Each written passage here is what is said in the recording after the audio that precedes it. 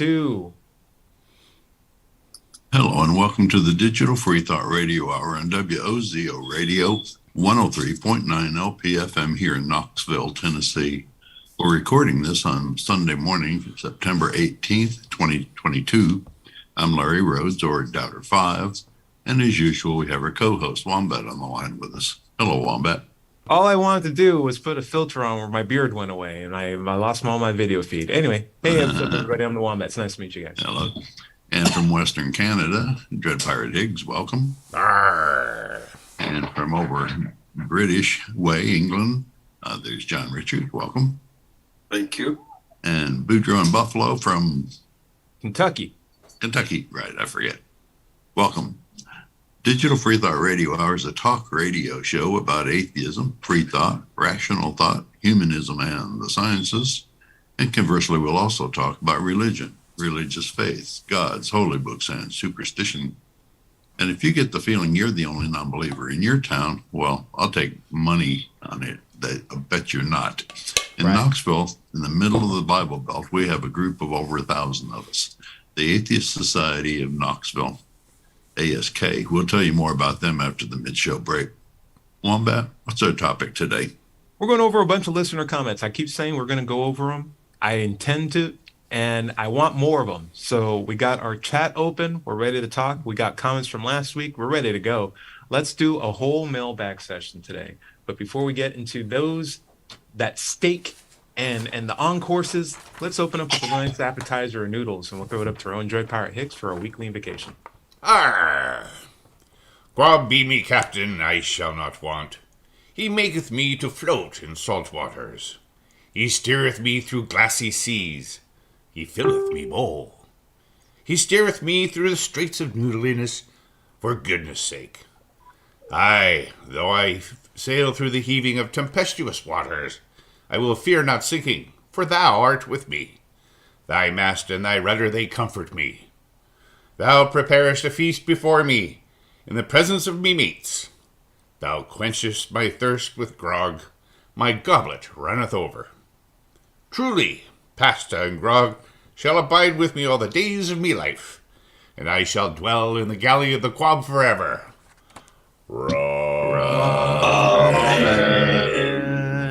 Guys, I do want to catch up with everyone before we go into some listener comments today. Boudreaux, Buffalo, it's also good to see you guys. We'll start with you. Buffalo, how you been? What's going on with you? I've been fine. Not too much. Not too much at all, actually. Getting ready to teach again this spring in climate change course. Nice. The Science of Climate Change course. So That's fantastic. Also, do you find so I'm hoping you're not getting any sort of backlash or friction when it comes to teaching about climate change in an open and scientific way in the grand old state of Kentucky. Could you mind talking about that a bit? Not anymore. Ooh. When I started the course 12 years ago, about 60% of the students didn't know whether or not it was real. Wow. That doesn't exist anymore. Good. I'm happy to say. Yeah, neither does a healthy climate. So, unfortunately. Yeah, right. That's about right. Boudreaux, good to see you too. What's up with you, my friend? Well, one of us, I won't tell you who, one of us recently turned 79, so. Yeah, and still getting the paycheck. Look at this guy. Hang in there. Okay. Yeah. But no, I'm most excited to see Wombat here in Kentucky next week. We're gonna have a blast. Yeah, I was looking forward to the long drive too. I needed to wear out my catalytic converter a bit. I put so many additives in it. I just need to burn them out. I'm like, I need a long drive. Where can I go? Boudreaux's that's a real thing, yeah. I'm like, all right, fine, let's do it. Put some long miles in your car. It's good for it. Looking forward to spending a day in the life of Eric, or a weekend in the life of Eric. Also, got to get you on a disc golf course. That's what I'm excited about. I really want to show you what that's all about. Yeah, I heard congratulations to you on that score. Yeah. Also, congrats on happy birthday. We'll throw it up to Dread Pirate Higgs and his weekly check-in on the quest for chaos. Yes. Well, what's going on now that you're now national news? Yeah, there you go. Well, we've certainly had a lot more people join up the Facebook group, so we're hoping to get more Canadians. So I've put it out there to some of the main Pastafarian groups that are international, and see if we can conscript some for manning the local cannons. So nice. Yeah.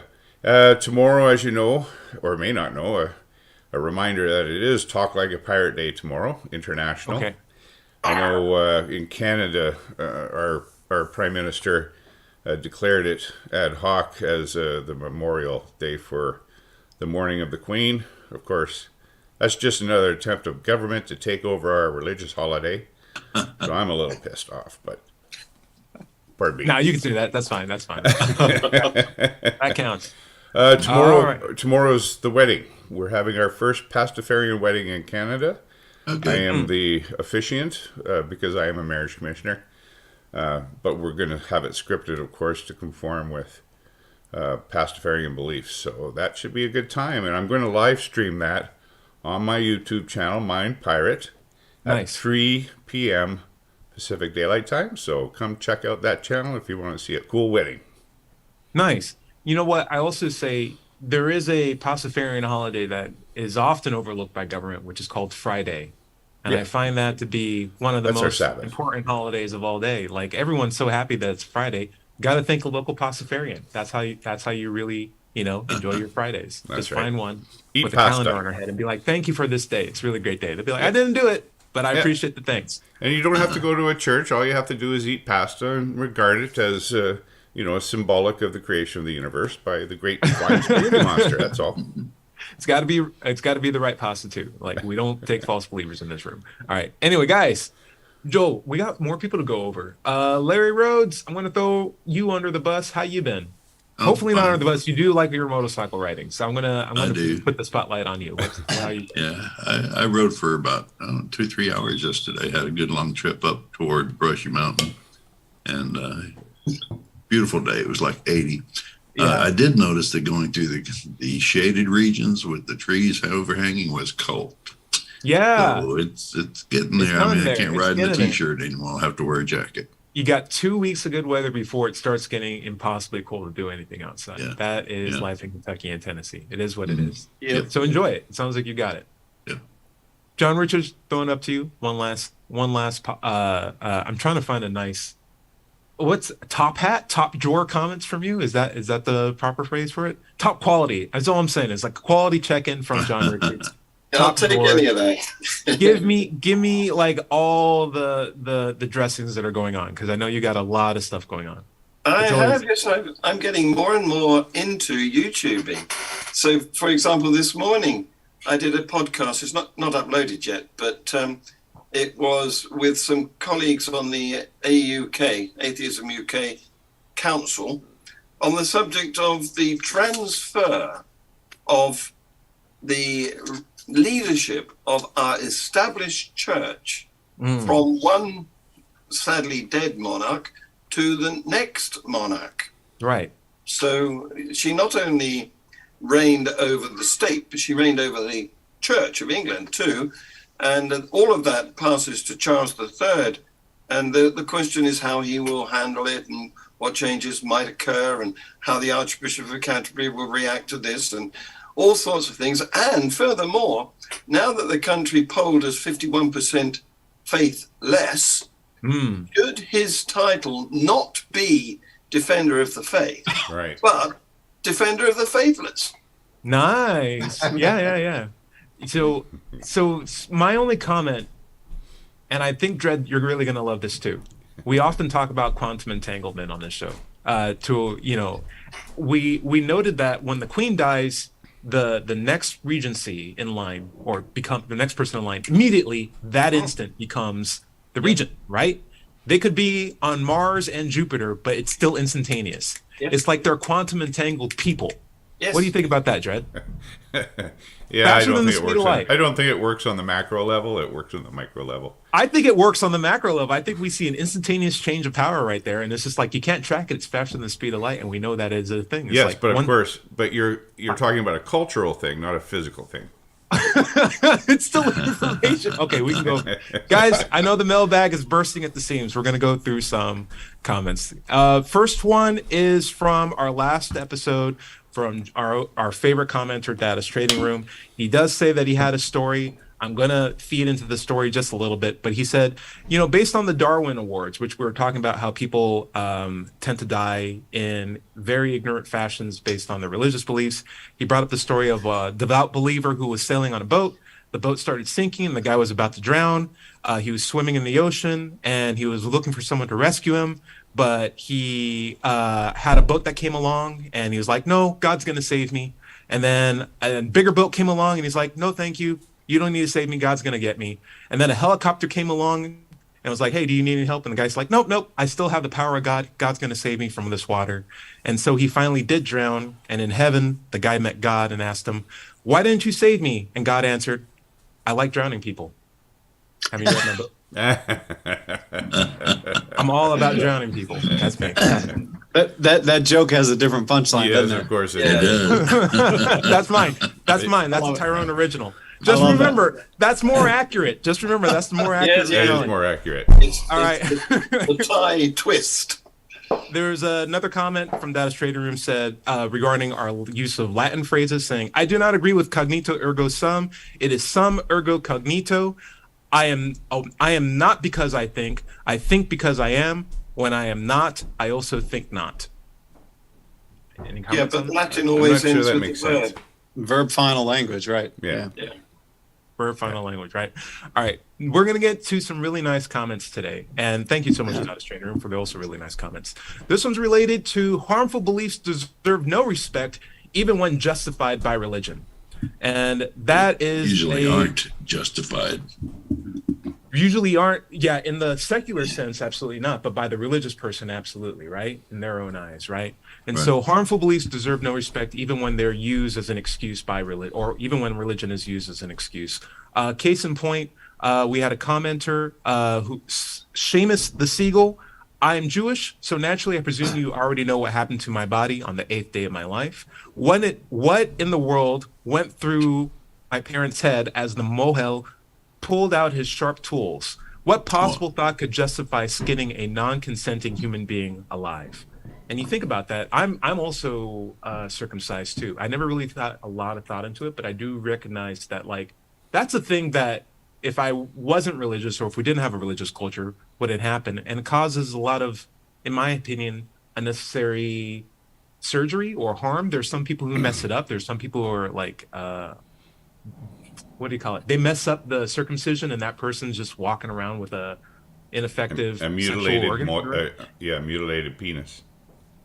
Moil. Thank Moil. you. Pronounce moil. Moil. Thank you. I'm doing my best. You guys are keeping me honest. John Richards, what do you think? Well, some of the ways that's done, the operation is done, are revolting. I mean, the moil, having cut the top of the penis, the skin around the top of the penis, he is then supposed to put it in his mouth and suck the blood. Oh, that's not real. Is that real? Yeah, that's real. That's not real. It is Oh, real. no.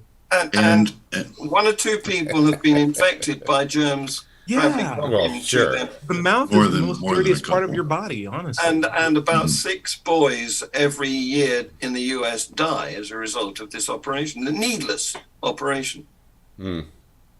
This is beyond what I was expecting to hear. Yeah, please stop that. And there's no push or pressure to outlaw it because people are using religion to support the belief of it's tradition, it's our belief, we're gonna do this anyway, and yet abortion's illegal. Right. Like the odd thing is that female genital mutilation, everybody throws up their arms in horror about, but male Not genital, everyone. well, a lot of people, yeah, but male genital mutilation, you can get away with it. It's not a big issue. Boudreaux, I'd love to hear your point of view. Is there veracity of this with the Catholic upbringing? Well, yeah, I mean, I don't remember a whole lot of it, from growing up. I mean, it's not like something we talked about in the locker room or anything Sure. back then. But I did. We as a family, we really struggled with this one when Vincent was born. My son's 11, and I wasn't as activist-y as I am now in these kind of groups. Certainly still atheist, but I think the way Kristen and I resolved it whether or not to have him have a circumcision. We talked to our pediatrician and we said, is it something we should do? And he said, honestly, if you're circumcised, getting him circumcised, maybe there'd be fewer questions. Not like we're walking around naked or anything, but it stuck. We that's what we went with. I've really regretted it since. Yeah. And I wonder why a doctor would say that it saves questions. Questions are good things. Yeah, exactly. Yeah, exactly. Let them keep asking. Yeah, exactly. Thank you. Yeah, it's more likely that he would pass it on without questioning to his next generation. Yeah, exactly. Why would right? it pass on questions? Questions are a good thing. Questions are good to have. Buffalo. Oh, go ahead, Cujo. You had more. No, I was just gonna say, had I if I ever make that time machine, I mean, Yeah. Sure. Yeah, I'll go along with you. Sure. Yeah. Like I can definitely think of times when it was inconvenient. Like when I was just based on new jeans that you wear, and you're like, dang it, wouldn't it be great if there was like a sheet of skin? Or like there was. What? Get out of town. Well, what in the world? All right, John Richards, what do you got? Well, the thing is, what's the motivation behind it? Because it's almost never medically necessary. There's about 2% of males who need this operation and don't discover it until they're in their teenage, going through puberty. And so the only reason for it is cosmetic. It's branding. It's saying, you're one of us. Right. Yeah, in the most committal way possible. It's like, give me your actual junk and scar it. Yes. This is back in, Mesopotamian times. It's like, did you sanitize that? There's no such thing as germs. It's going to work out. It's like, then you are very committed when you do this. Yeah. Yes. Well, it's almost like the shibboleth thing. The pronunciation of shibboleth. The Hebrews, that's how they knew the enemies from themselves, is the pronunciation. And so circumcision is a way of truly identifying a Hebrew from all the rest of the heathens, right?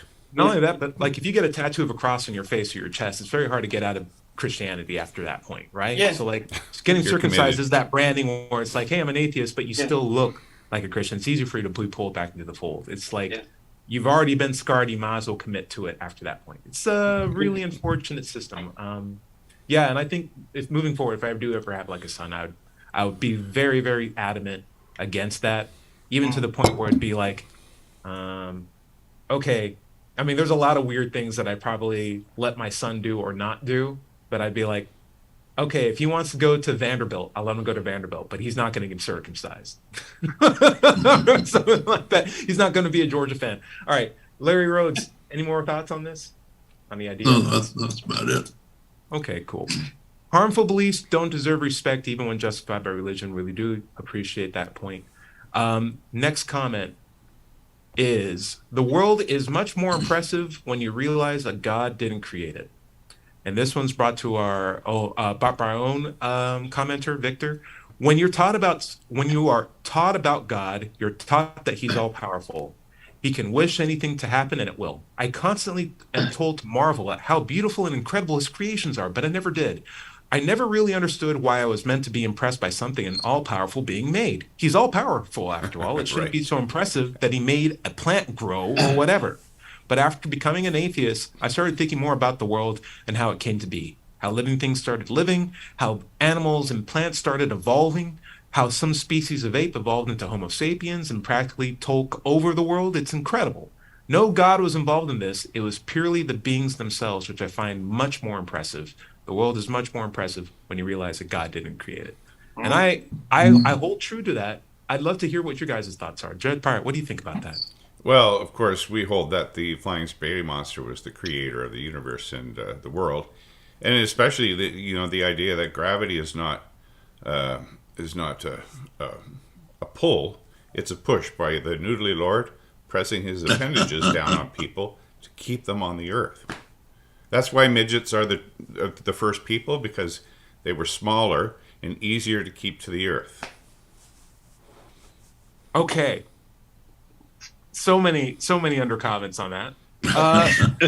John Richards, what do you think about the idea of the world being more impressive when you don't have a religious belief? Well, absolutely. It's incredibly wonderful, especially when you realize that we're like ants looking at this amazing I'm lost for words.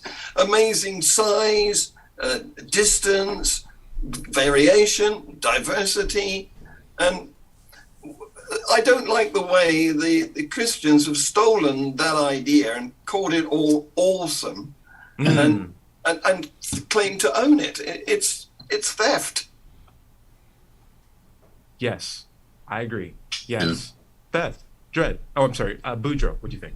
There's a really neat meme I see floating around occasionally where it's, if there is no God, then how do you explain this? And it's a picture of a beautiful sunset. And the very next frame is, the ionosphere and the bending of the light and the science behind it.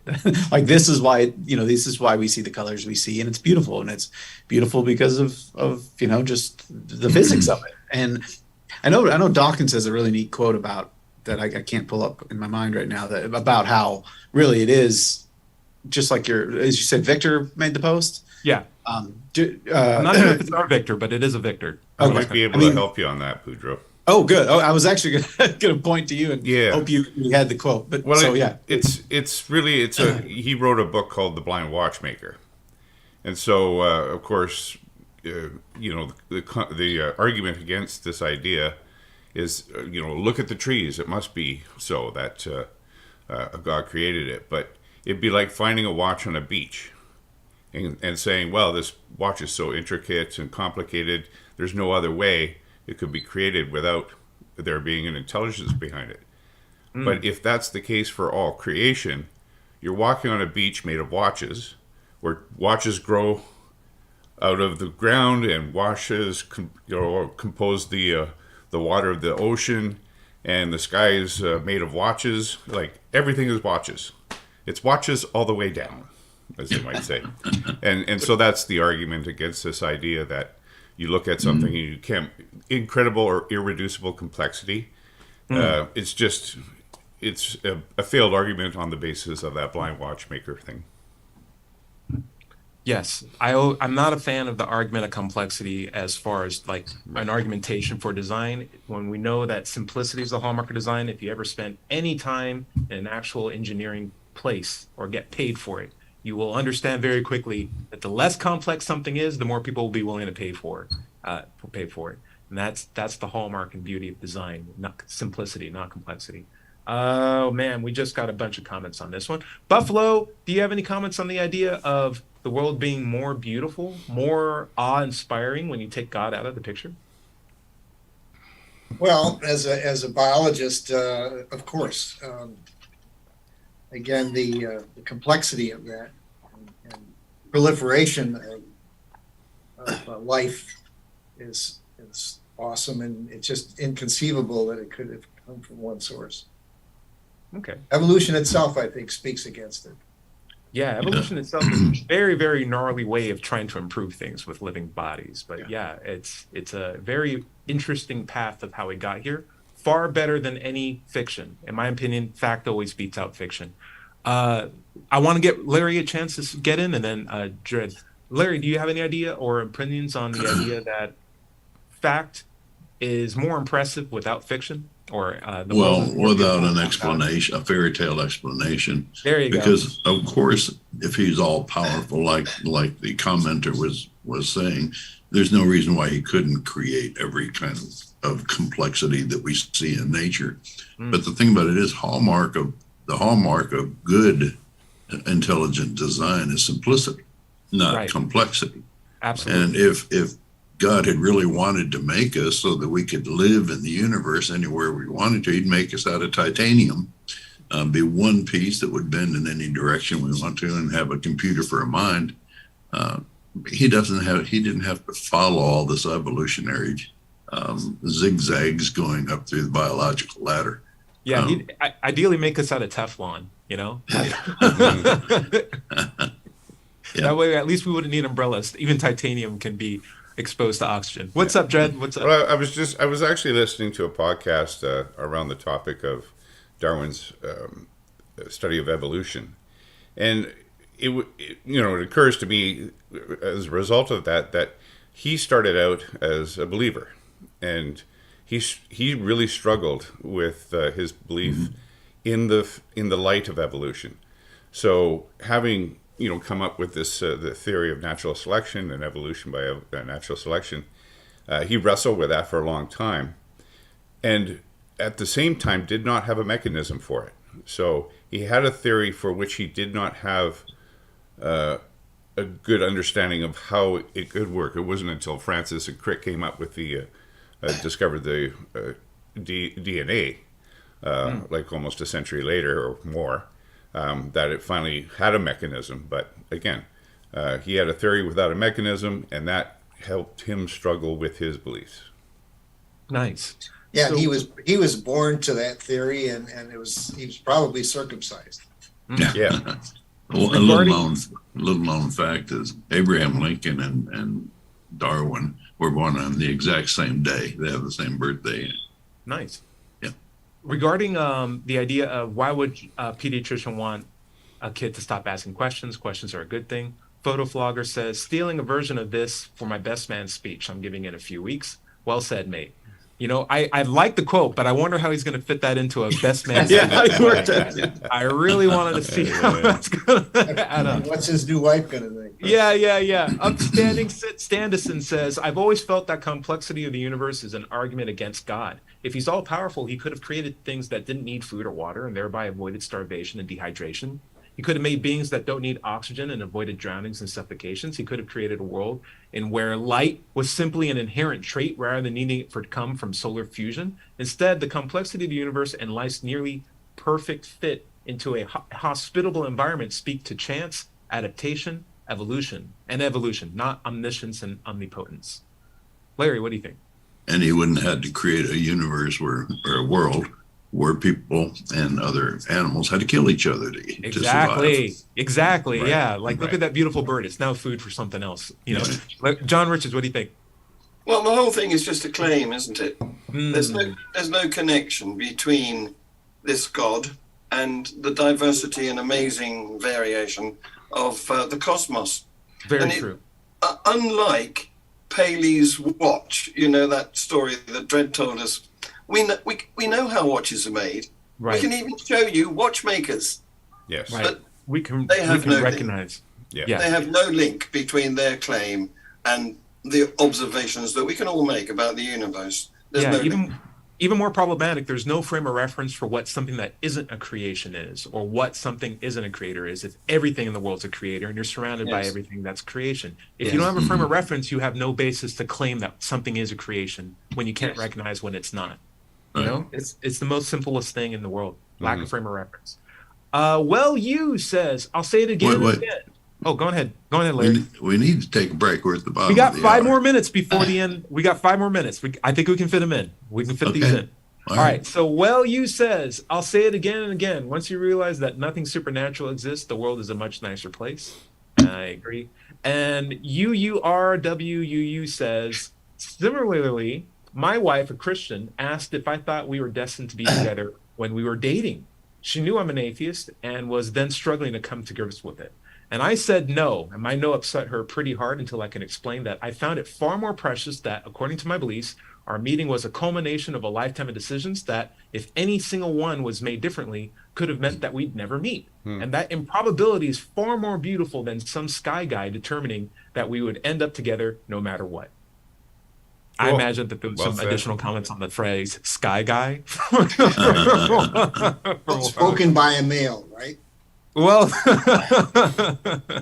don't mansplain me my improbability. I do find the improbability of us being here, even just talking this conversation, far more beautiful than it being preordained. Yeah.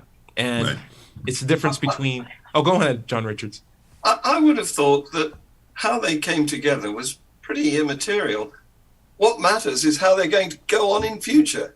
Very nice. I like that. That's the motto for a movie that's about to happen pretty soon.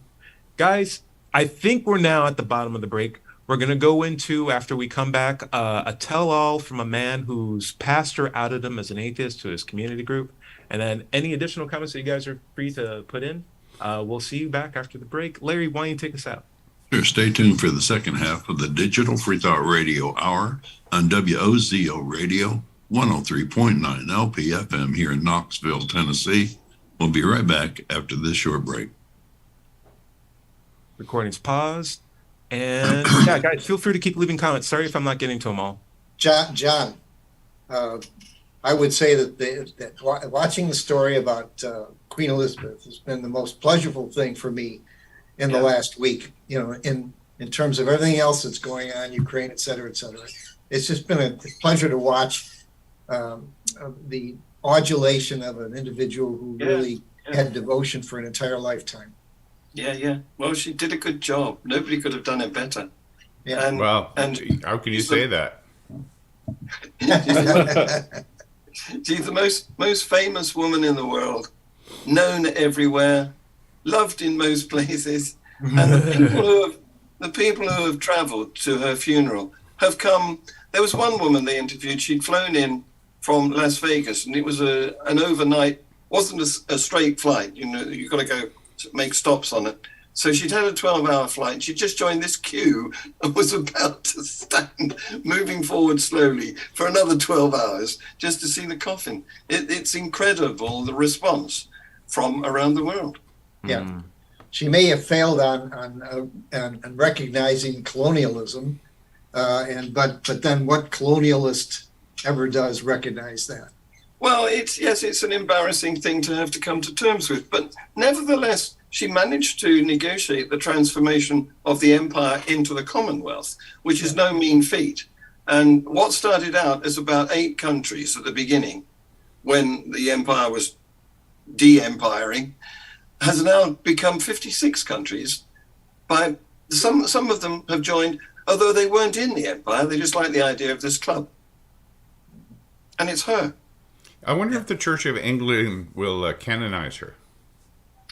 Ooh, I don't think. I think that's more of a Roman Catholic thing. You guys Yeah. ready to jump back into it? Church of England don't have saints? Yeah. I don't think we've got any. We don't do saints. No, exactly. Yeah. Let's jump back in, guys. All right. So 5, 4, 3, 2. Welcome back to the second half of the Digital Freethought Radio Hour. I'm Larry Rhodes, or Daughter 5, and we're on WOZO Radio 103.9 LPFM here in Knoxville, Tennessee. Let's talk just for a moment about the Atheist Society of Knoxville. ASK is founded in 2002. We're in our 20th year, and we have over 1,000 members. And we have weekly in-person meetings every Tuesday evening at the Knoxville's Old City at Barley's Tap Room and Pizzeria. Look for us inside at the high top tables, or if it's pretty weather, outside on the deck. If you can't make the meeting in person, we also have a Tuesday evening Zoom meetup. If you'd like to join us, email us for the link at askanatheist@knoxvilleatheist.org or let'schatsc@gmail.com. You can find us on Facebook, meetup.com, or go to the website at knoxvilleatheist.org, or just Google Knoxville Atheist. Just that simple. By the way, if you don't live in Knoxville, you should still go to Meetup and look for an atheist group in your town. Don't find one? Start one. Wombat, where do we want to pick up? Some quick comments from the first half. One True Glob says, so glad that my mom had the heart and avoided the brutal removal of my penis tip skin. Like, seriously, what's going on with that? Jacqueline Marie 11 says, it's genital mutilation to do circumcision or obviously female genital mutilation. We attempt to protect women from genital mutilation, but this happens in other cultures. We protect women from genital mutilation that happens in other cultures and conveniently ignore all the mutilation happening to male infants in this country. Also, I'm going to add in that this happens to intersect infants as well after birth.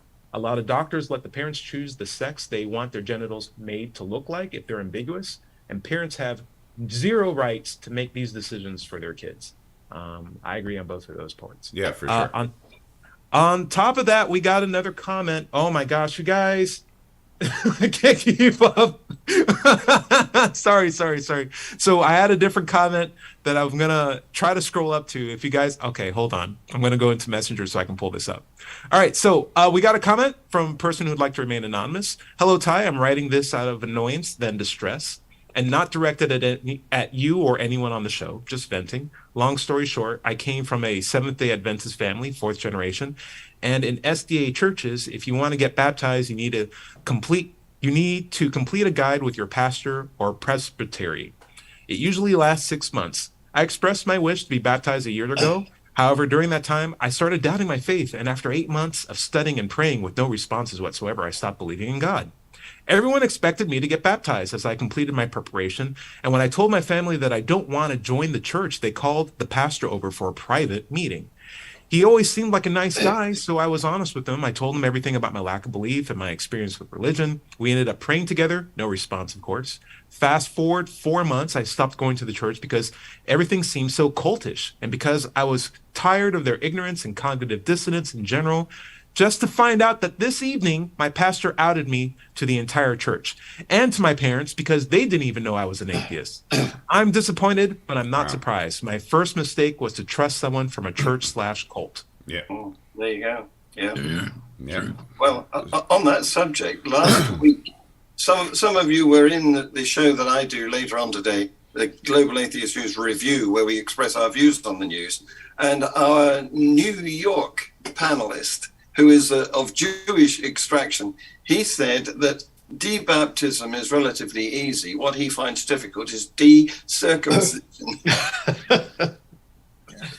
I don't know about that.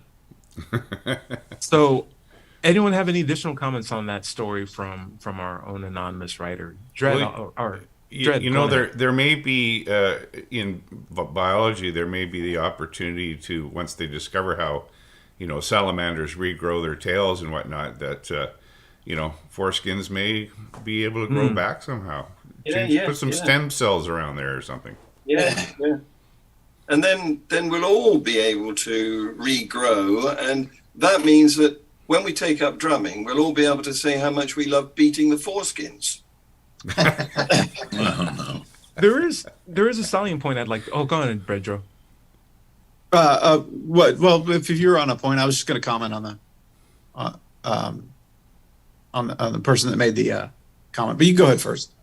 I was just saying, like, the reason why do we have a system where someone tells their secrets to a person who's the authoritarian head of a organization? Like, the rule of the position of power should be to serve the people that you're working with, right? Not to be the secret keeper, the gatekeeper, master of whispers of your congregation, because it only makes them harder to leave if they want to go somewhere else, because now you have all this blackmail ammunition, right?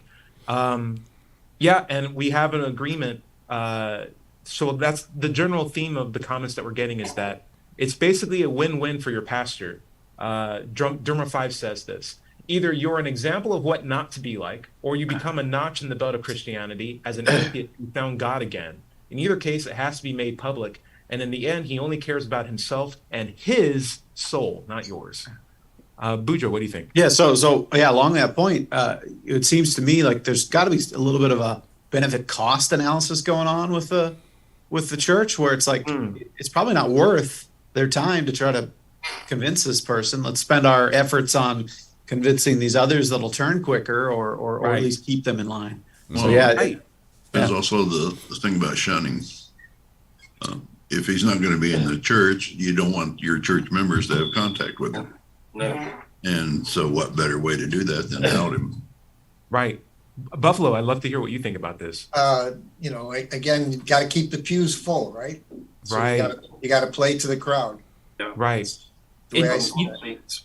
it's such a sad thing when a person actually genuinely needs help in connecting with a God, and you're talking to a whole group of people, the leader of people who have this instantaneous access. Instead of just being like, oh, I'll Google that for you. Like, if I forget my phone and I need to find out how tall ostriches are on average, I can just talk to another guy who's like, hey, do you have connection to the internet? Yeah, of course. Let me figure that out for you.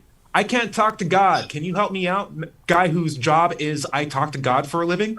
Well, I'll pray for it for you. And maybe I'll come back in 4 months. It's like, dude, do you have this connection or not? Right. And you're not giving him any more meaningful ideas about why he should stay in. Not only when you out him, but when you can't help him when he's in his time of need. And why do you talk to somebody who's not merciful, or who has created a non-merciful world? Yeah. Right. Hot Mess Express. One, I love the name, says, he only did that for you to have your family, friends, and other church members manipulate and pressure you until you crack under the pressure and return to the church. There's a lot of that. Yeah, it's really unfortunate. I don't. Let's see. Seamus says, rule number one for dealing with cultists: nice is different than good, and I found that to be absolutely true. And there's a big difference in that when you see like a very smiling Mormon or a happy Jehovah Witness. It's like they're nice, but is that good? And there's a difference between the two. Like you can be pleasant with someone, but recognize whether someone actually has the faculties to be able to make morally justified, bold decisions or not. And nice is not always the best. Good is. All right. How do you guys feel? Everyone good? Mm-hmm. Okay, cool. I'm going to open up the comment well again. So Hot Mess Express also follows up with, I had this pastor obsessively try to convert me to Christianity for months and would go on these insane rants in the pulpit, indirectly talking about me every Sunday. Long story short, I ended up ghosting him, and I'm sure that sent him into some kind of narcissistic rage, knowing I wasn't going to be the center of his attention anymore, or he wasn't going to be the center of my attention anymore. I'm getting tired of Christians, and I'm starting to think all of them are bad. Just reading on the comment. Well, Difference Christianity between is bad ideas Christianity. and bad people.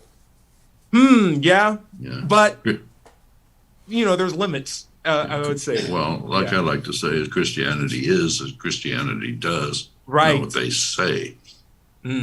Right.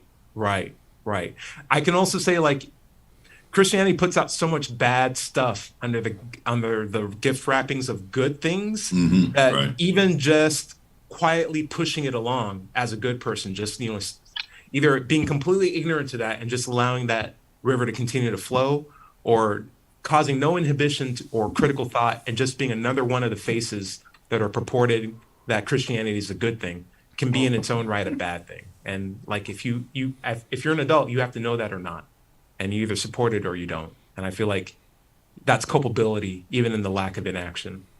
Silence is a really, really bad thing in the vase of what we're dealing with right now. That's my thought. What do you think, Dred? Do you think that's fair? Mm-hmm. Yeah, absolutely. Yeah. Okay. Yeah, for sure. I wouldn't say it makes you automatically a bad person. I'd say like it makes you deeply irresponsible if you decide to continue to push Christian agendas by inaction and not exercise your thought. If you're a thinking person. You've got to think. What do you think, Dred? Well, I was just going to add that it's important for atheists and pastafarians also to be aware that we're not attacking the people who hold these beliefs, but the beliefs themselves. And it's often difficult for people who hold these beliefs to recognize the difference, because we're all so very invested in our beliefs. We conflate our sense of worth with our beliefs. And so when you attack a person's belief, they sometimes take it as an attack on them, a personal attack. And it's always important to make sure that we're trying to maintain an atmosphere of respect and willingness to even change our minds in accordance to the evidence. So we should portray what we want to what we're trying to encourage. We should act in accordance to that. Yeah. Set an example. Yeah. John Richards, I'd love to hear your thoughts on this follow-up from Hot Mess Express. The liberal Christians allow this kind of behavior to continue by downplaying it, saying that not all Christians are aggressive and egotistical. Yeah, all of them might not be like that, but most Christians enable the Christian zealots by not calling them out. Yes, absolutely. Same with Muslims. Right, it doesn't matter which religion you're talking about. It's the ones that hold it, not as extremely, but their silence, of course, essentially allows the extremists to get away with it. Yeah, it's sort of a reversal of what Groucho Marx said. He said, "I wouldn't join a club that would have me as a member." Well, don't join a club that's got these other fundamentalist members, right? Or supporting them, even tacitly. Bujo, we have a question about SDA, and since you expressed some interest in that, I wanted to throw this one out to you. Is SDA, question by Fuzzy Buzzy, is SDA one of the extremist cults? What is SDA? Do they hold a funeral? Are they one of the cults that hold a funeral for you and have your family treat you like you're deceased when you leave the religion, or is that one of the other cults? Yeah, my interest in this was not because of my knowledge of SDA. It's just I was interested in that the topic of someone getting outed like that. That was interesting. I don't know a whole lot about SDA, honestly. It would not surprise me to find out that they would throw a funeral for someone who leaves. But I don't know actually.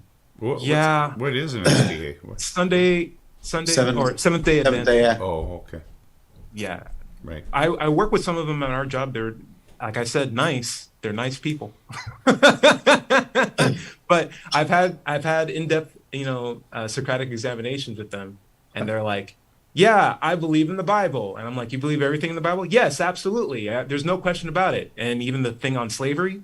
Well, let me tell you about slavery. It's like, it's never just like a no. It's just like, Right. well, it was okay back then because they were okay with it. Were the slaves okay with it?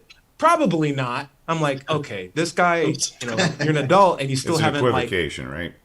thought. Yeah, like the slaves had a point of view too, and it's very easy to overwrite that. But so Hot Mess Express, I'm going to let this last one. Honestly, thinking about it, dealing with my own religious trauma and reading other atheist stories about Christians trying to force them to convert, this is really dumb and childish, this whole thing, when I think about it. We have fully grown adults throwing temper tantrums and threatening people in order for them to believe that some ancient book is true. And in my head, it's not just about the book, it's about the power system that they developed or inherited as a result. And this is entirely a power play. And so when, your pastor wants you to confide in them, him or her, or most of the time him, because like I said, it's a power play. When they hold those secrets and maybe even use them against you to pressure you to go join back into their fold, it's all pressure. It's all power play. Mm-hmm. And so you got to be able to see that for what it is. It's not the ordained holy God talking to you. It's a guy doing whatever he can to keep that paycheck rolling. Claiming to speak for God. Claiming to speak for God with a book of claims without claims. That's it. Hey, what's up, Buffalo? I'd like to bring up again the idea of believe in belief genes and the fact that everything's on a Gaussian curve, and there are zealots down at one end of that curve that in fact are hardwired to have a need or a strong propensity toward believe in belief. And all you need is a couple of those that are outspoken, and you've got the situation we live under. I do want to give a shout out to the anonymous posters for recognizing that the system was a system and like getting out. Hopefully he's still out or she's still out, but good job on your own part. And like I said, there are atheist communities that you can reach out to. There are people you can talk to, and we'll be more than happy to continue conversations with you if you'd like to. If you don't want this one-sided podcast sort of system, we even have you on the show if you want to. Boudreaux, did you have any? Yeah, it kind of makes me wonder, and I think we've talked about it maybe in the past. How many church leaders are so invested in their career, so to speak, and they lost their belief a long time ago. Right. But they can't give it up. It's their livelihood. They've got family members. I know. That's what the clergy project is all about, right? Yeah. Okay. Right. Yep. The same thing can happen in families too. The husband and wife, one loses their faith and realizes that coming out as an atheist is going to ruin the relationship, so they stay, they hide it. The funny thing is the opposite never happens. Like you never have a scientist who stops believing in science and then science stops working. Right. It's always just like, dang it, I don't get nucleuses, yet I still have stoichiometry. Like, what in the world's going on here? What's this nonsense about atoms and all that? Yeah, it's just like, why does it still keep working? I have all my doubt put into this whatsoever. All right, guys, we're getting close towards the end of the show. Thank you guys so much for leaving comments. Feel free to leave more. My channel's Let's Chat. You can feel free to post a comment, and we'll get into it in future episodes of the show. We really appreciate it. Buffalo, let me just say, I didn't feel like it would be a true show unless we brought up Gaussian curves. So I do appreciate you bringing that up. I'm still waiting for the Sam Harris drop from Boudreaux, though. So Boudreaux, I'll give you the opportunity. Anything you'd like to plug? I went with Dawkins this time. Just trying to spread it out a little bit. The four horsemen, they all need equal. Sure. No sweat. Buffalo, anything you'd like to plug before our customers come back from next week? No, I'll cede my time to someone else. Fair enough. Dread Pirate Higgs. Sure. So I'll make the Sam Harris plug. He has this great podcast called Making Sense, in which he interviews an amazing array of intellectuals and scientists and thought leaders. He also has an app called Waking Up, which is an exercise an app around mindfulness. So as opposed to prayer and other kinds of meditation, mindfulness is something that has no baggage around it with respect to a deity or divinity or whatnot. Nice. Shall I plug my channel? Absolutely. Okay. Mind Pirate, MINDPYRATE.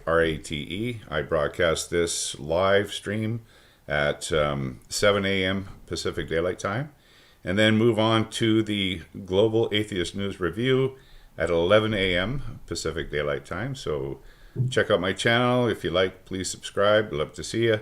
And also, I'm more than happy to entertain all comments that you might want to leave there. So check it out. Nice. Mind Pirate. I'll also throw this out too. Next month, I'm going to be doing a talk at Dalton State College about cheerleading for I don't know, which is often very rarely cheerleaded for. But as a good answer for when you don't know something, there's no better response than I don't know. And we got to get in a better habit of saying that. John Richards, listen, I got a whole notepad ready to go. Tell me I have a whole agenda, as you would say. Tell me what's the plan? What should we plug and pay attention to coming up? Well, Freethought channel is the place to go, where you will see global atheist news. And one of the items of news you'll like this week is that fewer than half of Americans may be Christian by 2070.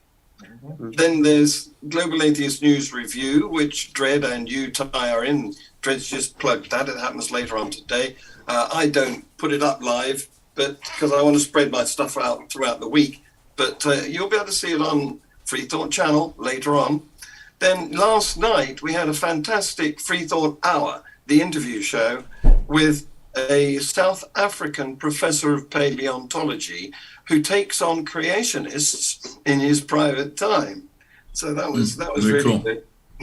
That's well worth watching. Then, on top of all that, I've taken to debunking Frank Turek. Okay. I'm having a lot of fun with that. Little short videos where I take some of his work and chop it up and insert my comments. I also want to do two more plugs on top of that. Dred, I'm glad you plugged the Clergy Project.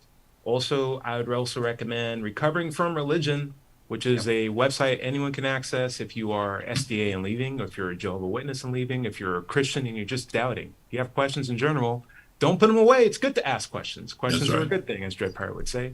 Check out Recovering from Religion, the website also. Larry, listen, I still don't know what atheism is and all it's all about. We're going to have to just call it what it is. We apologize officially. Let's just, chalk one up to Christianity and call it the end of the day. No. I have a book on that. It's called Atheism. What's it all about? Thank you, Dred. There it is. There we go. No. Dreads is called What's It's All About. What's it all about? Yeah. And it's on that. It's available on Amazon. But my content can generally be found at digitalfreethought.com.